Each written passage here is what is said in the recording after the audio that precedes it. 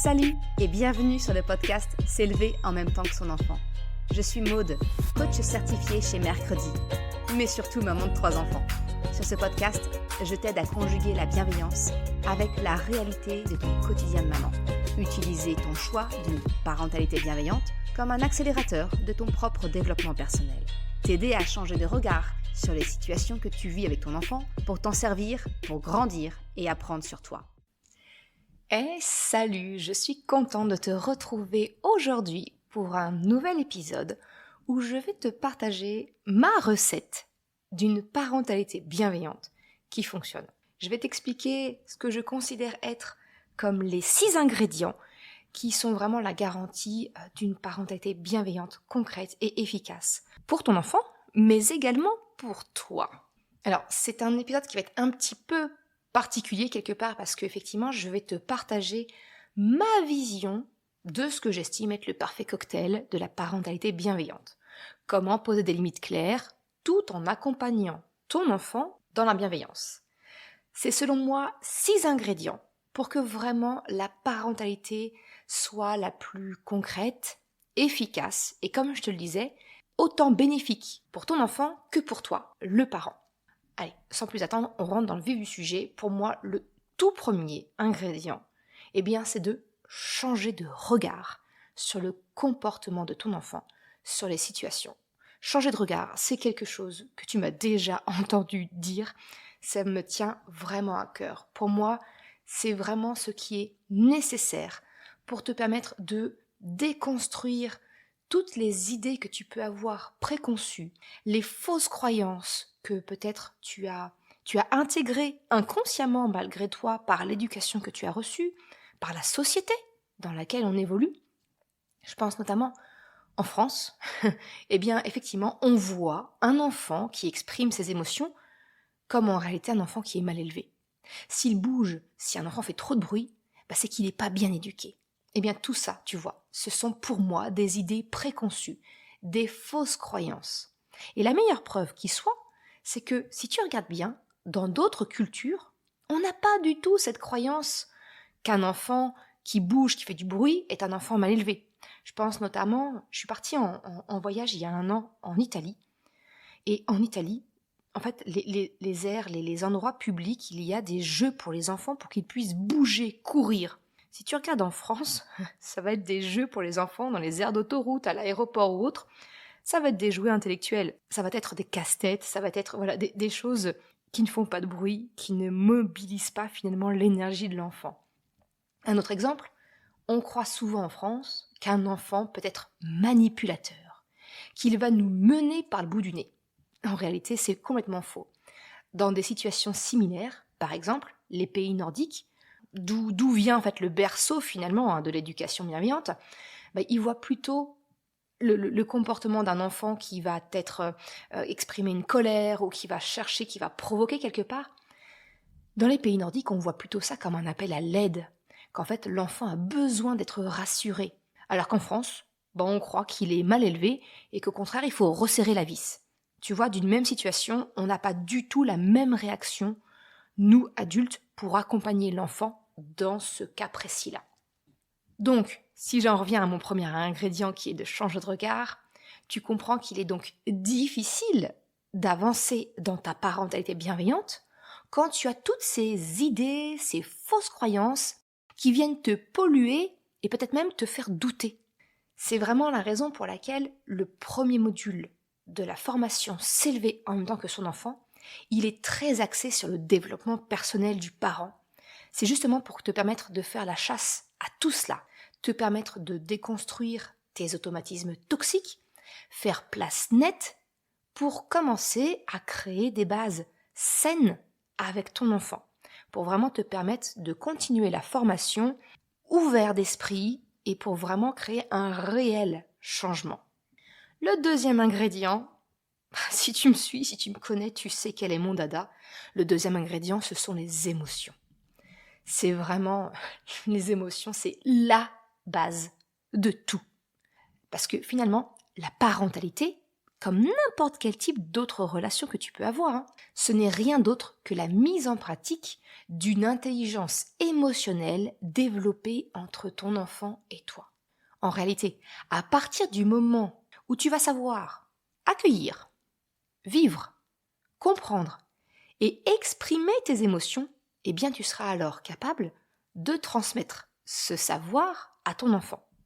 Et j'ai vraiment envie de te dire, enfin, tu dois t'en douter, mais la vie, elle devient tellement beaucoup plus simple, plus fluide. Tu ne vas plus redouter les colères parce que tu sais les vivre. Tu sais pourquoi elles te sont utiles. Tu n'as plus peur parce que tu arrêtes de les subir. Je prends la colère parce que c'est vraiment une émotion que très souvent on revient et qu'on veut absolument faire taire, qu'on veut contrôler, museler ou autre. Eh bien non, en réalité, tu ne vas plus vivre cette colère permanente parce que tu ne vas vivre que celles qui te sont réellement encore nécessaires pour grandir, pour en tirer une leçon. Parce que toutes celles que tu vis peut-être d'une manière récurrente aujourd'hui, comme tu auras appris à les comprendre le message, en tirer les leçons, à le communiquer, nécessairement tu n'as plus besoin de revivre ça. Et naturellement, ça s'apaise. Et crois-moi, cela allège drôlement la vie. J'ai envie de dire encore plus quand on est parent et que l'on doit faire face à nos propres émotions, mais aussi à celles de notre enfant. Les émotions, comme je te le disais, elles sont vraiment à la base de tout. C'est pourquoi la formation S'élever en même temps que son enfant, elle débute concrètement par ce sujet. Pour que tu puisses rapidement voir un changement notable, visible avec ton enfant, mais aussi avec toi-même. Parce que quand tu apprends à réellement savoir vivre, comprendre et exprimer tes émotions, en réalité, tu vas améliorer toutes tes relations. Effectivement, celle avec ton enfant, mais aussi ton couple, dans ta famille, tes amis, collègues, voisins, etc. C'est une véritable boule de neige positive. Tu rentres dans un cercle vertueux. J'ai envie de te dire, enfin un cercle qu'on aime bien. Le cercle vicieux, on le connaît et on aimerait bien en sortir. Le cercle vertueux, là concrètement, tu apprends à rentrer dedans et à en vivre les bénéfices. Il y a 4 grands axes dans ce que je te propose d'apprendre dans la formation. Le premier, c'est de savoir accueillir les émotions. Tu vas enfin savoir reconnaître ce que tu vis. Comment l'émotion, elle se manifeste chez toi, dans ton corps, tes réactions. Le deuxième, c'est comment vivre ton émotion. Tu vas apprendre à traverser plus rapidement et facilement tes émotions. Terminer de rester énervé pendant des heures, bloqué dans cette énergie que tu ne sais pas canaliser, sans savoir en sortir, sans tout exploser. À la fin de cette partie de la formation, tu auras construit ce que j'appelle la trousse de secours émotionnel personnalisée. Tu sauras exactement de quoi tu as besoin toi-même. C'est pas quelque chose de générique, vraiment je t'accompagne pas à pas pour que tu saches construire ta trousse de secours émotionnel personnalisée à qui tu es, à ta famille. Le troisième axe, c'est comprendre l'émotion. Tu apprends à décrypter le message de ton émotion. De quoi elle a voulu te protéger? Qu'est-ce qui résonne dans ton passé qui se manifeste dans la situation qui te fait vivre cette émotion? En fait, comprendre ton émotion, ton message, c'est la garantie de ne plus avoir à revivre sans cesse. Un peu comme un mauvais remake du film L'Histoire sans fin. Tu n'as plus à revivre cette situation parce que tu as compris le message et tu le fais passer à tes proches. C'est un peu comme si tu retirais le bois dans ta cheminée. L'incendie ne peut pas revenir parce que tu as retiré un des éléments clés du départ du feu. Tu cesses de revivre sans arrêt les mêmes disputes. En réalité, les seules disputes ou colères que tu vivras de nouveau, elles seront nécessaires pour apprendre un nouveau message. La conséquence, c'est que plus tu avances dans le temps, moins tu vis de situations douloureuses et émotionnellement parce que tu apprends. Le dernier axe, c'est d'exprimer.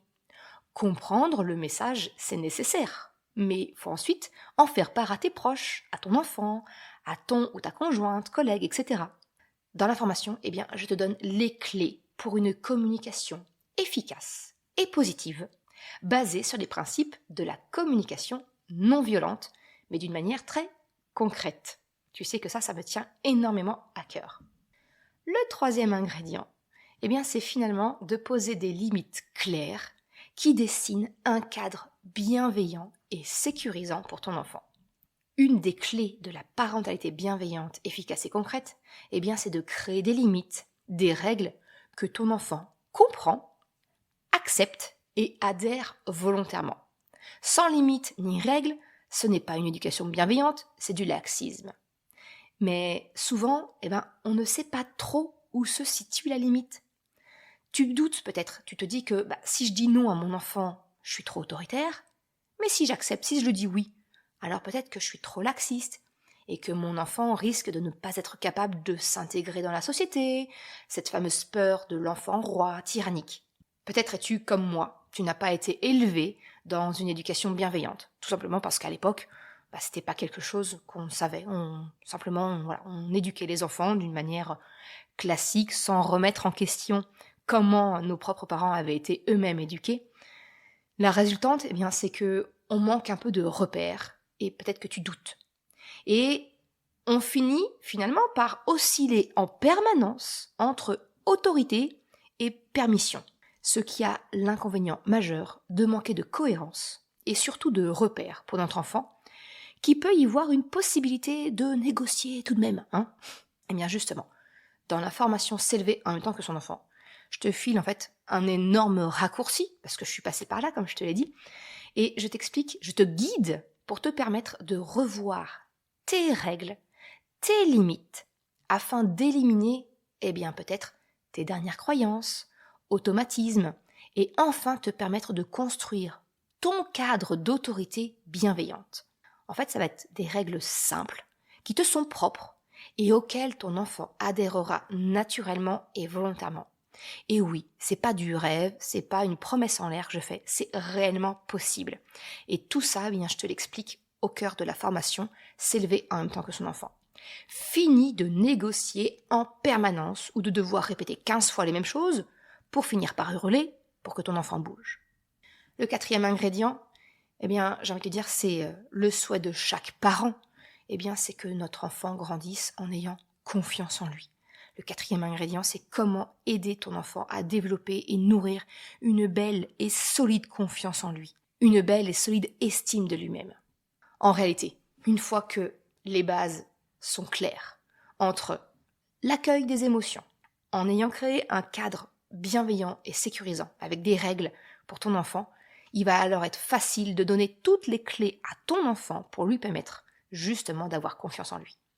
Dans la formation S'élever en même temps que son enfant, je te partage mes clés, mes astuces de coach pour vraiment concrètement nourrir et développer la confiance en soi de ton enfant, mais également la tienne en tant que parent. Parce que tu sais que ce qui me tient à cœur aussi, c'est que notre posture en tant que parent, nous devons incarner ce que l'on souhaite transmettre à notre enfant.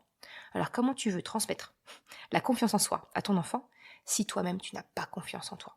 Donc c'est vraiment important pour moi et c'est pour ça que c'est le quatrième ingrédient de la formation S'élever en même temps que son enfant.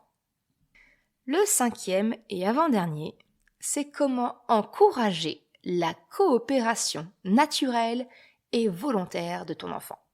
J'ai envie de te dire, quelque part, c'est un des points cruciaux dans la vie de famille et qui suscite très souvent le plus de tension. C'est le fait que nous aimerions que notre enfant participe à la vie de la maison. Et non, nous en tant que parents, on n'est pas un restaurant, on n'est pas un hôtel, ni un parc de loisirs. Ce que l'on aimerait, c'est que notre enfant participe volontairement, de lui-même, ou du moins, sans râler, aux petites tâches du quotidien. Ranger ses jouets, tout du moins. Peut-être aussi mettre le linge au sale, et pas qu'il traîne par terre, mettre la table, vider le lave-vaisselle, ce genre de choses. Ce que l'on recherche en réalité, c'est la coopération de notre enfant, qu'il participe. Et le problème, c'est que très souvent, en tant que parent, on tombe dans le piège des petites phrases assassines du genre « Ah, t'es grand, tu devrais pouvoir le faire tout seul quand même », ce genre de choses. Encore une fois, c'est surtout un travail de prise de conscience de tes automatismes, de tes croyances. Je t'accompagne pour déconstruire, pour changer ta façon de faire, ta façon d'être avec ton enfant. Et en réalité, il est bien là le secret de la réussite d'une parentalité bienveillante. c'est de changer ta façon d'être avec ton enfant. Parce que en changeant simplement ta posture, ta façon de parler, de communiquer avec ton enfant, j'ai envie de te dire, la plus grosse partie, elle est faite. La plus grosse partie du travail est faite. Et c'est exactement, encore une fois, ce que je t'accompagne à faire concrètement dans la formation S'élever en même temps que son enfant. Comment changer ta posture pour encourager en retour la coopération naturelle et volontaire de ton enfant. Et ça, je peux te le dire, parce que c'est exactement ce que je vis avec mes 3 enfants, qui, pour rappel, sont nés en 2013, 2015 et 2018. Et je ne vis pas ça avec mes enfants parce que mes enfants sont grands, entre guillemets. Non, je connais ça depuis plusieurs années. Depuis qu'ils sont tout petits, depuis qu'ils sont tout bébés, en fait, on leur a appris à participer naturellement à toutes les tâches de la maison. Je leur apprends que c'est un travail d'équipe où tout le monde participe volontairement. Alors, je ne te vends pas du rêve, hein. Naturellement que mes enfants, il y a certaines tâches qu'ils n'aiment pas.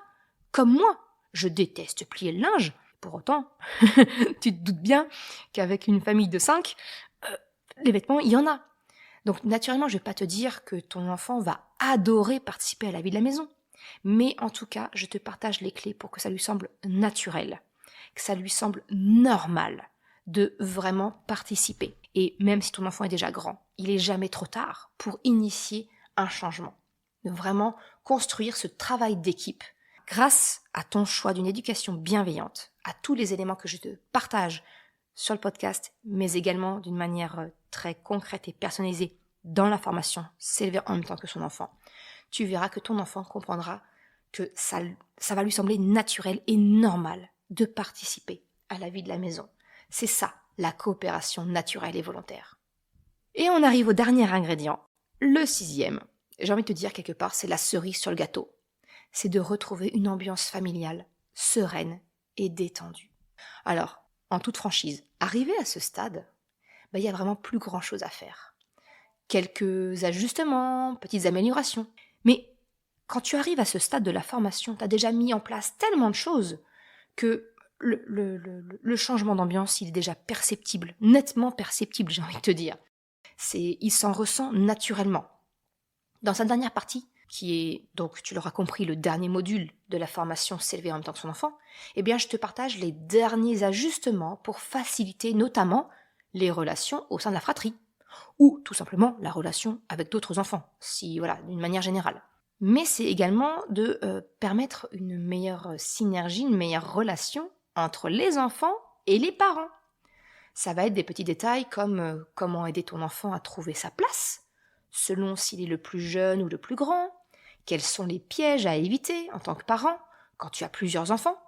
Par exemple, tu sauras répondre et tu sauras exactement comment réagir dans le cas de disputes entre des enfants. Est-ce qu'il faut intervenir, pas intervenir? Tu le découvres, tu le comprends et tu sais exactement pourquoi tu dois agir de telle sorte. Encore une fois, c'est très concret. C'est vraiment les derniers ajustements parce que, en réalité, tu as déjà toutes les bases. Encore une fois, je t'accompagne pour te permettre de savoir faire face aux derniers cas particuliers que tu pourras croiser.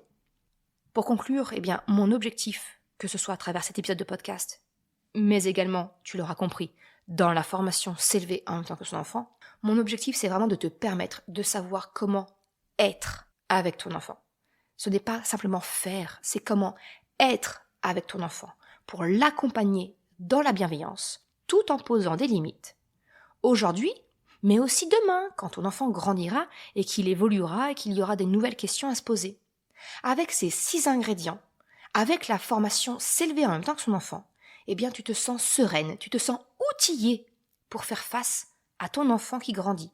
Tu as confiance en toi, dans tes décisions, en tant que maman, en tant que parent, de ton choix d'une parentalité bienveillante. Tu sais comment aborder les futures étapes de l'évolution de ton enfant parce que, tout simplement, tu as confiance en toi et que tu grandis, tu t'élèves en même temps que son enfant.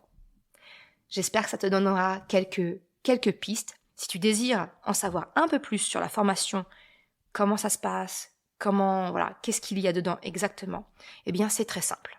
Tu retrouveras le lien en description de l'épisode de podcast, mais également sur le site merrecredi.com/formation au singulier. J'espère que ça te donne quelques pistes et je serai très heureuse d'en échanger avec toi, de me laisser un message sur ta plateforme d'écoute si elle le permet, ou tout simplement sur mon compte Instagram, @merrecredi. Je te remercie d'avoir écouté cet épisode jusqu'à la fin. Si tu souhaites soutenir le podcast pour m'encourager à continuer à créer des épisodes, eh bien, tu peux le faire sur le site merrecredi.com/soutien en me faisant un don libre.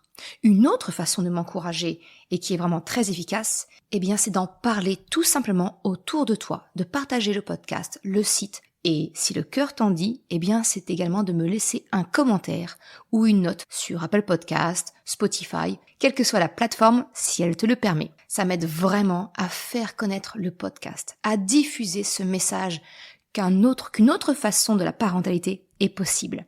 Un grand merci à celles et ceux qui prennent le temps de le faire, mais également ceux qui m'envoient des messages privés. Ça me fait toujours très chaud au cœur. Je te souhaite une excellente journée, après-midi, soirée, quel que soit le moment où tu écoutes, et je te dis à très bientôt pour un nouvel épisode. Ciao!